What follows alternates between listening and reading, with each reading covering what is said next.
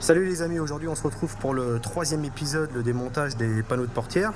Je suis en compagnie de mon ami Richard. Bonjour à tous. Donc là en fait j'étais en train de sortir le véhicule pour le remettre en marche avant afin que je puisse avoir un petit peu plus de lumière parce que j'ai pas encore d'éclairage dans mon petit garage. Donc Richard, je te passe la cam. Voilà, je vais finir de la rentrée.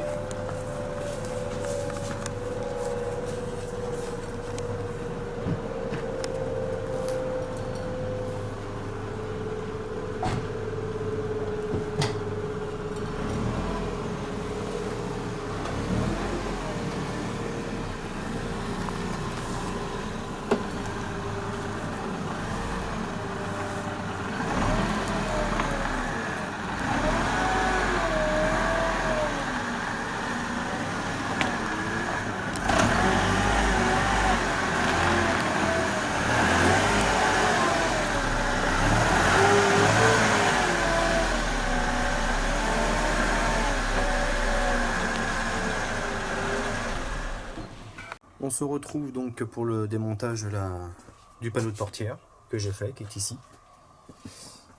Donc pas grand chose de compliqué. Juste pour t'expliquer, ici, derrière le SRS airbag, tu as une vis. Sur le côté là, où tu vois le trou, tu as en fait le cache-gâche qui tient par une vis. Ensuite tout autour, ce sont que des clips. Et sur le haut, c'est essentiellement collé. Donc une fois que tu as enlevé cette vis, plus cette vis sur le côté, tu déclipses le bas du panneau, tu le soulèves vers le haut avec un petit peu de force pour réussir à le décoller là sur toute la bande. Tu écartes le panneau, ensuite tu as la tringlerie d'ouverture de porte intérieure, ici. Donc, tu vois là elle est toute lâche parce que forcément la tringlerie elle est enlevée. Je vais te faire voir à quoi ça ressemble. Tu déconnectes le haut-parleur avant ainsi que le faisceau qui court vers le haut-parleur arrière et ton panneau de portière tu l'as. Alors voilà comment ça fonctionne à l'intérieur. Voilà, donc ça c'est la fameuse tringlerie avec son petit crochet ici qu'il faut déloger. Là tu as le faisceau de la centralisation et là-bas tu as le faisceau retour pour les enceintes. Voilà. Et tu vois, ça vient ici. Voilà. Dans ce renfoncement. Bon, il n'y a rien de compliqué.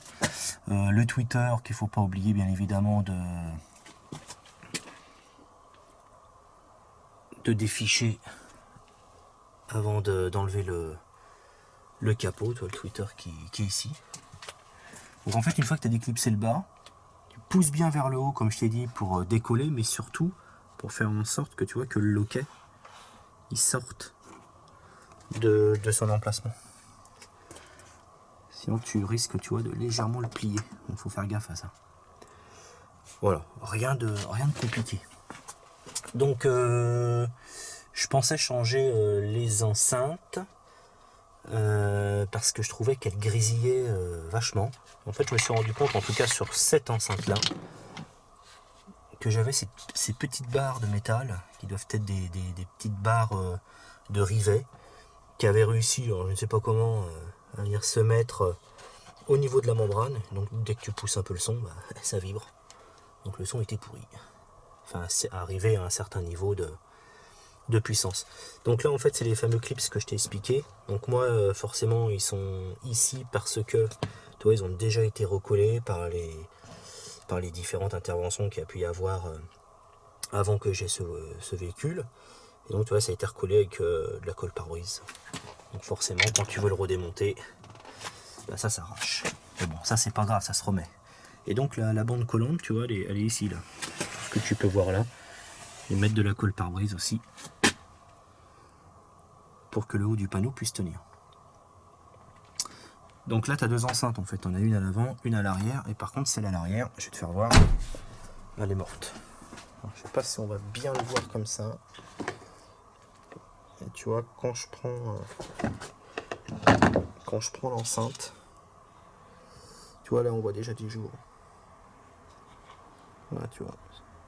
Donc elle, forcément, dès que tu mets la sauce, c'est clair qu'elle est naze. La membrane, en fait, elle est percée. Pour le panneau de portière, alors, tu vas faire ta mise au point, toi. Voilà. Pour le panneau de portière, je vais te faire voir l'arrière. Hop, je tourne. Voilà.